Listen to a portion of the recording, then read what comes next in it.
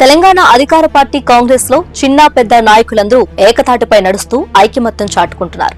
అంతర్గత ప్రజాస్వామ్యం పేరుతో ఎప్పుడూ కుమ్ములాటలు, కుతంత్రాలతో ఎన్నో ఏళ్లుగా వర్ధిల్లే కాంగ్రెస్ పార్టీ నేడు ఐకమత్యంతో ముందడుగు వేస్తుంది. సీఎం రేవంత్ రెడ్డి నాయకత్వంలో నేతలందరూ ఏకతాటిపై నడుస్తూ రాష్ట్ర అభివృద్ధిలో తమ వంతు పాత్ర పోషిస్తున్నారు. ఇందుకు ప్రత్యక్ష నిదర్శనం సీఎం స్వగ్రామమైన కొండారెడ్డిపల్లిలో జరిగింది. అక్కడ కొలువుతీరిన ఆంజనేయ స్వామి ఆలయ ప్రారంభోత్సవంలో రేవంత్ రెడ్డి వెనుక కాంగ్రెస్ పార్టీ మంత్రులందరూ తరలివెళ్లటం విశేషం.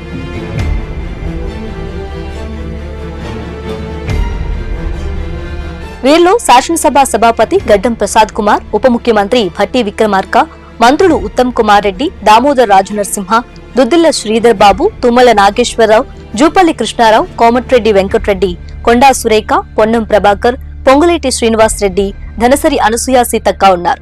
ఇంకా లోక్సభ సభ్యులు మల్లు రవి, ఉమ్మడి మహబూబ్ నగర్ జిల్లా ఎమ్మెల్సీలు, ఎమ్మెల్యేలతో పాటు ఇతర ప్రజాప్రతినిధులు పాల్గొన్నారు.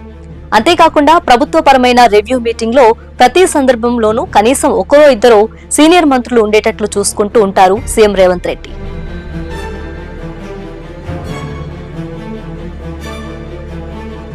కాంగ్రెస్ పార్టీ నేతలందరూ ఐక్యతగా ఉండటం, ఒకే మాట ఒకటే బాట అంటూ సీఎం రేవంత్ రెడ్డి మార్గదర్శకత్వంలో ముందడుగు వేయటం చూస్తున్న బీఆర్ఎస్ పార్టీ నేతలు ఆత్మపరిశీలనలో పడ్డారని అంటున్నారు. ఎందుకంటే ప్రస్తుతం ఆ పార్టీలో కీలక నేతలు కీచులాటలు, విభేదాలతో రోడ్డున పడుతున్నారు. దీనికి ఎవరు కారణం? 2 దశాబ్దాలుగా లోపల ఎన్ని ఉన్నా కలిసికట్టుగా కనిపించే బీఆర్ఎస్ ఈ మధ్య అనేక పవర్ సెంటర్లతో ఉక్కిరిబిక్కిరవుతుంది.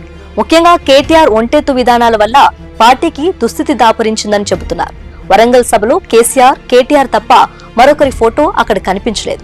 కనీసం స్థానిక నేతలు సభని నిర్వహించిన వారు ముఖాలు కూడా ఒక్క పోస్టర్లో కనిపించలేదు. అన్నిటికీ మించి బీఆర్ఎస్ పార్టీలో కీలక నేతలుగా ఉన్న హరీష్ రావు, కవితల ఫోటోలు రజతోత్సవ వేడుకలు వేదిక బ్యాక్గ్రౌండ్ పై కనిపించకపోవడం తీవ్ర చర్చనీయాంశంగా మారింది. దీంతో వారిద్దరూ తీవ్రంగా నొచ్చుకున్నారు. సొంత నిర్ణయాలు తీసుకుంటున్నారనే ప్రచారం జోరందుకుంది.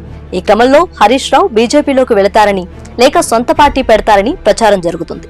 ఎన్నో ఏళ్లుగా తన సొంత ఐడెంటిటీ కోసం స్థాపించిన తెలంగాణ జాగృతి సంస్థతో కవిత ముందడుగు వేస్తారని నెట్టింట డిబేట్లు మొదలయ్యాయి. ఇదే క్రమంలో కవిత మాట్లాడిన మాటలు కూడా పార్టీలో మరింత మంటలు పుట్టించాయి.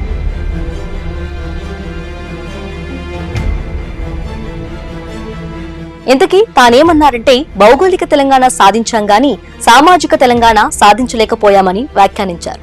10 ఏళ్లు అధికారంలో ఉన్న బీఆర్ఎస్ పార్టీ ఈ విషయంలో ఏమీ చేయలేకపోయిందనే భావన అందులో ఉత్పన్నం కావడంతో ఆమెపై ఉవ్వెత్తున విమర్శలు, సందేహాలు వ్యక్తమయ్యాయి. దీంతో ఆమె మళ్లీ కౌంటర్ అటాక్ స్టార్ట్ చేసి 6 నెలలు జైల్లో ఉన్నది చాలదా, ఇంకా నన్ను బాధ పెడతారా, నన్ను రెచ్చగొడితే ఇంకా గట్టిగా స్పందిస్తానని సొంత పార్టీకి నేతలకు స్ట్రాంగ్ వార్నింగ్ ఇచ్చారు. ఇదిలా ఉంటే హరీష్ రావు వర్సెస్ కేటీఆర్ మధ్య కూడా అంతర్గత పోరు రచ్చుకెక్కింది. మొదట్లో సభ బాధితులు హరీష్ కు అప్పగించారు.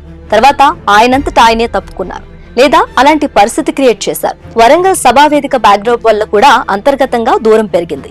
బీఆర్ఎస్ క్యాడర్ లో కూడా చర్చ గట్టిగానే జరిగింది.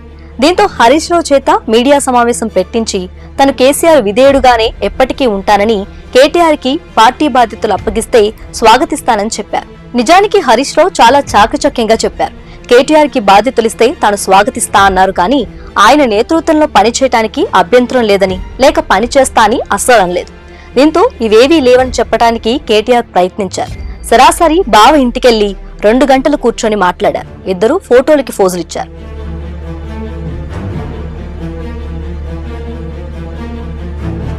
అయితే వీరి మధ్య పోరాటంలో బీఆర్ఎస్ పార్టీ కేడర్ నలిగిపోయింది. కాకపోతే ఇప్పుడు బీఆర్ఎస్ పార్టీ ఎలా ఉందంటే, అవకాశం కోసం చూసేవాళ్లు కొందరు కవిత వెనుక చేరారు. హరీష్ రావు మాట వినే నేతలు కొందరున్నారు. కేటీఆర్ వెనుక కొందరున్నారు. వీరిలాగే 3 పడవలపై వెళితే ఏనాటికైనా పార్టీ 3 ముక్కలవటం ఖాయమని సీనియర్లు వ్యాఖ్యానిస్తున్నారు. ఇందుకు భిన్నంగా అసలు తన ఒరిజినల్ లక్షణానికి దూరంగా కాంగ్రెస్ రేవంత్ రెడ్డి నాయకత్వంలో ఐక్యతారాగం వినిపించడం రాష్ట్ర రాజకీయాల్లో ఆసక్తికర పరిణామం.